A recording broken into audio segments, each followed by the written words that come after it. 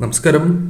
ഓരോ പുതിയ തുടക്കവും സൗഭാഗ്യത്തിന്റെയും ഐശ്വര്യത്തിന്റെയും ശുഭപ്രതീക്ഷകളോടെയും ആകുന്നു. അത്തരത്തിൽ ശുഭപ്രതീക്ഷകളോടെ ഒരു പുതുവർഷം കൂടി ആരംഭിച്ചിരിക്കുകയാണ്.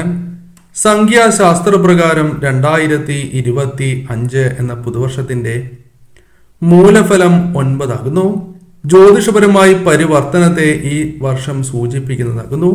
ഈ വർഷം 9 എന്ന സംഖ്യയ്ക്ക് വളരെയധികം പ്രാധാന്യം വന്ന് ചേരുന്നതുമാണ്. 27 നക്ഷത്രങ്ങളാണ് ജ്യോതിഷപരമായി പരാമർശിച്ചിട്ടുള്ളത്. ഇവയെ 3ആയി വിഭജിക്കുകയാണ് എങ്കിൽ 9 എന്ന പൂർണ്ണസംഖ്യ വരുന്നതാണ്. ഇതിനാൽ ഭൂതം, ഭാവി, വർത്തമാനത്തെ ഈ വർഷം സ്വാധീനിക്കുന്നതുമാണ്. നവഗ്രഹങ്ങളാണ് ഉള്ളത്, അതായത് 9 ഗ്രഹങ്ങൾ. ഇതിനാൽ ഈ വർഷത്തെ ഗ്രഹമാറ്റത്തിനും അതീവ പ്രാധാന്യം വന്നു ചേരുന്നു. വാസ്തുപ്രകാരം 9 തരത്തിലുള്ള ചെടികൾ വീട്ടിൽ അനിവാര്യമായി പരാമർശിക്കുന്നതാണ്. ഇവ ഈ വർഷം പൂവിട്ടാൽ മഹാഭാഗ്യം തന്നെ ജീവിതത്തിലേക്ക് കടന്നു വരും. ഈ ചെടികൾ ഏതെല്ലാമാണ് എന്ന് വിശദമായി തന്നെ ഈ വീഡിയോയിലൂടെ മനസ്സിലാക്കാം. ആദ്യത്തേതായ സസ്യം തുളസിയാണ്. ഭാരതീയ സംസ്കാരത്തിലെ ഏറ്റവും പ്രധാനപ്പെട്ടതായ സസ്യങ്ങളിൽ ഒന്നാണ് തുളസി. തുളസി എന്ന് പറയുമ്പോൾ സാധാരണ എല്ലാവരും കൃഷ്ണ തുളസിയാണ് സങ്കല്പിക്കുക. എന്നാൽ രാമതുളസി, കർപ്പൂര തുളസി, അഗസ്ത്യ തുളസി, കാട്ടുതുളസി, മധുര തുളസി എന്നിങ്ങനെ അനേകം തുളസികളുണ്ട്. തുളസിക്ക് മാത്രമായുള്ള ഒരു പ്രത്യേകതയാണ് ഒരു പ്രാവശ്യം ഉപയോഗിച്ചതാണ് എങ്കിലും അത് കഴുകി വീണ്ടും പൂജയ്ക്കെടുക്കാം എന്നുള്ളത്. എല്ലാ തുളസികളും പൂജയ്ക്ക് എടുക്കാറുമില്ല. വീടുകളിൽ നിർബന്ധമായും രാമതുളസി, കൃഷ്ണ തുളസി എന്നിവ അനിവാര്യവുമാണ്. അതിനാൽ വീടുകളിൽ വടക്ക് കിഴക്ക് ദിശകളിൽ തുളസി ഉണ്ട് എങ്കിൽ അത് വീടിന്റെ മഹാഭാഗ്യം തന്നെയാകുന്നു. ഈ ദിശകളിൽ ഏതെങ്കിലും ഒരു ദിശയിൽ തീർച്ചയായും തുളസി ഉണ്ടാകണം എന്നാണ് പറയുക. സ്ത്രീകൾക്ക് തലയിൽ ചൂടാനും ഔഷധ നിർമ്മാണത്തിനും അല്ലാതെ തുളസിയില ഇറുക്കരുത് എന്നാണ് പറയുക. കാരണം തുളസി അത്ര പരിപാവനവും അമൂല്യവുമായ ഒരു ചെടിയാണ്. വ്യാഴം, ബുധൻ, ശുക്രൻ എന്നീ ദശാകാലങ്ങളിൽ ഉള്ളവർ തുളസിയെ പ്രദക്ഷിണം വയ്ക്കുന്നത് ദോഷശാന്തിക്ക് ഏറ്റവും ഉത്തമവുമാകുന്നു. പൂജയ്ക്കായോ ഔഷധത്തിനായോ മാത്രമേ തുളസി നടാൻ പാടുള്ളൂ. ഏകാദശി വ്രതം അനുഷ്ഠിക്കുന്നവർ പാരണ വീടുന്നതിന് മുൻപ് തുളസി ചുവട്ടിൽ വെള്ളം ഒഴിക്കുകയും പ്രദക്ഷിണം വയ്ക്കുകയും ചെയ്യുന്നതും ഏറ്റവും ഉത്തമവുമാണ്. രണ്ടാമത്തേതായ സസ്യം കറ്റാർ വാഴയാണ്. ഏത് ദിശയിലും വളർത്താം എന്നതാണ് കറ്റാർ വാഴയുടെ പ്രത്യേകത. കറ്റാർ വാഴയുടെ ഗുണഗണങ്ങളെക്കുറിച്ച് വിശദമായി തന്നെ പല വീഡിയോകളിലൂടെയും പരാമർശിച്ചിട്ടുള്ള കാര്യങ്ങളാകുന്നു. ഇതേക്കുറിച്ചുള്ള വിശദമായ വീഡിയോകൾ ലഭ്യമാണ്. ആ വീഡിയോകൾ കൂടി കാണുവാൻ ശ്രമിക്കുക. കേശ സംരക്ഷണത്തിനും ചർമ്മ സംരക്ഷണത്തിനും ഉപയോഗിക്കുന്ന കറ്റാർ വാഴ നിരവധി ഔഷധ ഗുണങ്ങളാൽ സമ്പന്നവുമാണ്. വേദന സംഹാരികൾ, പൊള്ളൽ, മുറിവുകൾ, സന്ധിവാതം, വിട്ടുമാറാത്ത പനി, ത്വക്ക് രോഗങ്ങൾ, ആസ്മ, ആമാശയത്തിലെയും കുടലിലെയും രോഗങ്ങൾ, കൊളസ്ട്രോൾ, ക്യാൻസർ പോലുള്ള രോഗങ്ങൾക്കും ഇവ ഫലപ്രദമായി തന്നെ ഉപയോഗപ്രദമാണ്. വീടിന്റെ കിഴക്ക് ഭാഗത്ത് കറ്റാർ വാഴ നടുന്നത് നിങ്ങളുടെ സൗന്ദര്യ പരിപാലനത്തിന് സഹായകരം തന്നെയാണ്. ചർമ്മവുമായി ബന്ധപ്പെട്ട ഏതെങ്കിലും പ്രശ്നമുണ്ട് എങ്കിൽ ഈ ദിശയിൽ നട്ട കറ്റാർ വാഴ തൊലി കളഞ്ഞ് അതിൽ നിന്നും ജെൽ നീക്കം ചെയ്ത് ചർമ്മത്തിൽ പുരട്ടാം. കറ്റാർ വാഴ വീടിന്റെ മൊത്തത്തിലുള്ള അന്തരീക്ഷത്തെ പോസിറ്റീവാക്കുന്നു, അല്ലെങ്കിൽ ഏറ്റവും ശുഭകരമാക്കി തീർക്കുന്നു എന്നാണ് വാസ്തുശാസ്ത്രത്തിൽ പരാമർശിച്ചിട്ടുള്ളത്.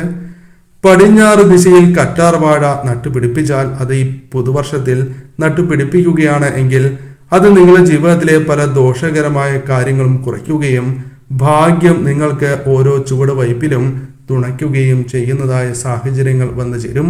ഇതാണ് വാസ്തുവിൽ പരാമർശിച്ചിട്ടുള്ള കാര്യം. അതിനാൽ തന്നെ ഈ സസ്യവും വീടുകളിൽ ഇല്ലാത്തവരാണ് എങ്കിൽ തീർച്ചയായും വളർത്തുവാൻ ശ്രമിക്കുക. ഏറ്റവും ഉത്തമം തന്നെയാണ്. മണി പ്ലാന്റ് എന്ന സസ്യത്തിനും വളരെയധികം പ്രാധാന്യമുണ്ട്. ഇത് വീട്ടിൽ വച്ച് പിടിപ്പിക്കുന്നത് വഴി ആ വ്യക്തിയുടെ ജീവിതത്തിൽ സമ്പത്തും ഭാഗ്യവും വർഷിക്കപ്പെടും എന്നാണ് പരാമർശിക്കുന്നത്. ഇത് വീട്ടിൽ നട്ടു വളർത്തുന്നത് പോസിറ്റീവായ എനർജിയെ ആകർഷിക്കുന്നതുമാണ്. അതിനാൽ തന്നെ വീട്ടിലും ഓഫീസിലും മറ്റും മണി പ്ലാന്റ് വളർത്തുന്നത് ഏറ്റവും ശുഭകരമായി കരുതുന്നു. ഏതു തരം പാത്രമാണ് മണി പ്ലാന്റ് നടാൻ ഉത്തമം എന്ന കാര്യത്തിനും പ്രാധാന്യം നൽകണം. ഇനി ഇവ നടുമ്പോൾ പ്രത്യേകം ശ്രദ്ധിക്കേണ്ടതായ കാര്യം, പച്ച നിറത്തിലുള്ള ഗ്ലാസ് ബോട്ടിലിൽ മണി പ്ലാന്റ് നടുന്നതാണ് ഏറ്റവും ഉത്തമം. മൺചട്ടിയിലും നടാം, പക്ഷേ പ്ലാസ്റ്റിക് കുപ്പിയിലോ പ്ലാസ്റ്റിക് കലത്തിലോ നടരുത് എന്ന കാര്യം പ്രത്യേകം ഓർക്കണം. വാസ്തുശാസ്ത്ര പ്രകാരം മണി പ്ലാന്റ് തെക്ക് കിഴക്ക്, അതായത് തെക്ക് കിഴക്ക് കോണിൽ വയ്ക്കുന്നതാണ് ഏറ്റവും ഉത്തമം. ഇത് നിങ്ങളുടെ ജീവിതത്തിൽ സമ്പത്ത് വർദ്ധിപ്പിക്കും, ധനപരമായ നേട്ടങ്ങൾക്ക് ഏറ്റവും അനുകൂലമായ ഫലങ്ങൾ നൽകും എന്നാണ് വിശ്വാസം. തീർച്ചയായും അതിനാൽ ഈ സസ്യം വീടുകളിൽ നട്ടു വളർത്തുവാൻ ഏവരും ശ്രമിക്കുക. എന്നാൽ ദിശയ്ക്ക് വളരെയധികം പ്രാധാന്യം നൽകുവാൻ ഏവരും ശ്രമിക്കണം. മറ്റൊരു സസ്യം മുല്ലയാണ്. മുല്ലയുടെ പ്രാധാന്യം ഏവർക്കും അറിയാം. കാരണം സാക്ഷാൽ മഹാവിഷ്ണു ഭഗവാന് ലക്ഷ്മി നാരായണന്മാർക്ക് ഏറ്റവും വിശേഷപ്പെട്ടതായ സസ്യങ്ങളിൽ ഒന്ന് തന്നെയാണ് മുല്ല. വീടിന്റെ അകത്ത് വളർത്തുവാൻ സാധിക്കുന്ന സസ്യം എന്ന പ്രത്യേകതയും മുല്ലയ്ക്കുണ്ട്. അതിനാൽ മുല്ല നിങ്ങളുടെ വീടിന്റെ ഉള്ളിൽ ഒരു ചട്ടിയിലാണ് എങ്കിൽ പോലും വയ്ക്കുന്നത് ഏറ്റവും ശുഭകരമാണ്. വീടുകളിൽ പോസിറ്റീവായ ഊർജം വർദ്ധിപ്പിക്കുവാൻ സഹായകരമാണ് ഈ സസ്യം. കുടുംബത്തിൽ പല കാരണങ്ങൾ കൊണ്ടും തർക്കങ്ങൾ ഉണ്ടായി എന്ന് വരാം, ഐക്യമില്ലാത്ത സാഹചര്യങ്ങൾ ഉണ്ടായി എന്ന് വരാം. ഇത്തരം പ്രശ്നങ്ങൾ ഒഴിവാക്കുവാനും സ്വരച്ചേർച്ച വന്നു ചേരുവാനും ഏറ്റവും ഉത്തമം തന്നെയാണ് പ്രത്യേകിച്ചും മുല്ല വീടിന്റെ ഉള്ളിൽ വളർത്തുന്നത്. വീട്ടിൽ തന്നെ വളർത്തുകയാണ് എങ്കിൽ അത് സവിശേഷമായ ഫലം നൽകും. അതിനാൽ ഒരു വീട്ടിൽ തീർച്ചയായും ഒരു മുല്ലയെങ്കിലും വേണം എന്നാണ് പറയുക. നെഗറ്റീവായ ഊർജത്തിന് ഒഴിവാക്കുവാൻ സാധിക്കുകയും പോസിറ്റീവായ ഊർജത്തെ വീട്ടിലേക്ക് ആനയിക്കുവാൻ സഹായകരമാണ് മുല്ല എന്ന സസ്യം. സന്തോഷവും മനസമാധാനവും പ്രദാനം ചെയ്യും.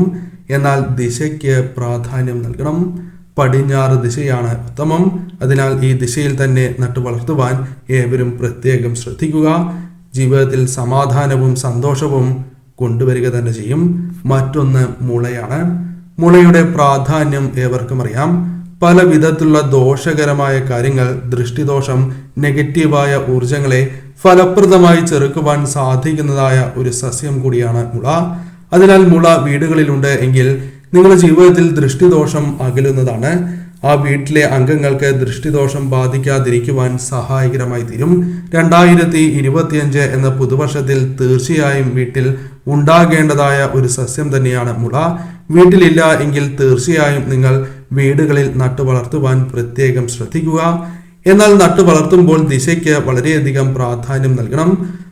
മുള നട്ടു വളർത്തുവാൻ ഏറ്റവും ഉത്തമമായ ദിശ കിഴക്ക് അല്ലെങ്കിൽ തെക്ക് കിഴക്ക് ദിശയാണ്. തെക്ക് കിഴക്ക് ദിശ അല്ലെങ്കിൽ കിഴക്ക് ദിശയിൽ നടുന്നതിലൂടെ ആ വീടുകളിൽ ഏറ്റവും ശുഭകരമായ ഫലങ്ങൾ വന്നു ചേരും. പോസിറ്റീവായ ഊർജം പോലും ആ വീടുകളിൽ നാൾക്കുനാൾ വർദ്ധിക്കുന്നതാണ്. ദൃഷ്ടിദോഷത്താൽ ബുദ്ധിമുട്ടുകൾ, പ്രയാസങ്ങൾ അനുഭവിക്കുന്നവർക്കും ഭാവിയിൽ ഇത്തരം കാര്യങ്ങൾ ഒഴിവാക്കുവാനും ഈ സസ്യത്തെ നട്ടു വളർത്തുക. കൂടാതെ ശംഖുപുഷ്പമാണ് എങ്കിലും വീടുകളിൽ വളർത്തുവാൻ ഏവരും ശ്രമിക്കുക. കാരണം ഈശ്വരാധീനമുള്ള ഭൂമിയിൽ മാത്രമേ ശംഖുപുഷ്പം വളരൂ. ശംഖുപുഷ്പം നട്ടു വളർത്തുകയും അവ പൂവിടുകയും ചെയ്യുകയാണ് എങ്കിൽ ആ വീടുകളിൽ പോസിറ്റീവ് ഊർജവും ഈശ്വരാധീനവും നാൾക്കുനാൾ വർദ്ധിക്കും. അതിനാൽ തീർച്ചയായും ആ സസ്യത്തിനും വളരെയധികം പ്രാധാന്യം നിങ്ങൾ നൽകുക. വാഴ ലക്ഷ്മി നാരായണ പ്രീതിക്ക് ഉത്തമമാണ്. അതിനാൽ തന്നെ വടക്ക് കിഴക്ക് ദിശയിൽ തീർച്ചയായും വാഴ നട്ടു വളർത്തുക. കൂടാതെ തെച്ചി കിഴക്ക് നട്ടു വളർത്തുന്നത് ഏറ്റവും ഉത്തമമാണ്. ശക്തി വർദ്ധിക്കുന്നതിനും ആരോഗ്യപരമായ ഉയർച്ചയ്ക്കും ശത്രുനാശം വന്നു ചേരുന്നതിനും സഹായകരമാണ്. അതിനാൽ തെച്ചി കിഴക്ക് നട്ടു വളർത്തുവാൻ ശ്രമിക്കുക. പൂവിടുകയാണ് എങ്കിൽ ഏറ്റവും വിശേഷമാണ്. മറ്റൊന്ന് മന്ദാരമാണ്. പടിഞ്ഞാറ് വളർത്തുക. ഭാഗ്യവും സന്തോഷവും ജീവിതത്തിലേക്ക് വന്നു ചേരും. എന്നാൽ ഇവ പൂക്കുകയാണ് എങ്കിൽ അടുത്തുള്ള ക്ഷേത്രത്തിൽ സമർപ്പിക്കണം. അതിന് സാധിക്കാത്തവരാണ് എങ്കിൽ വിളക്കിന് മുൻപിലാണ് എങ്കിലും സമർപ്പിക്കുവാൻ ശ്രമിക്കുക. സർവ്വ ഐശ്വര്യങ്ങൾ തന്നെ ഈ വർഷം നിങ്ങളെ തേടിയെത്തും.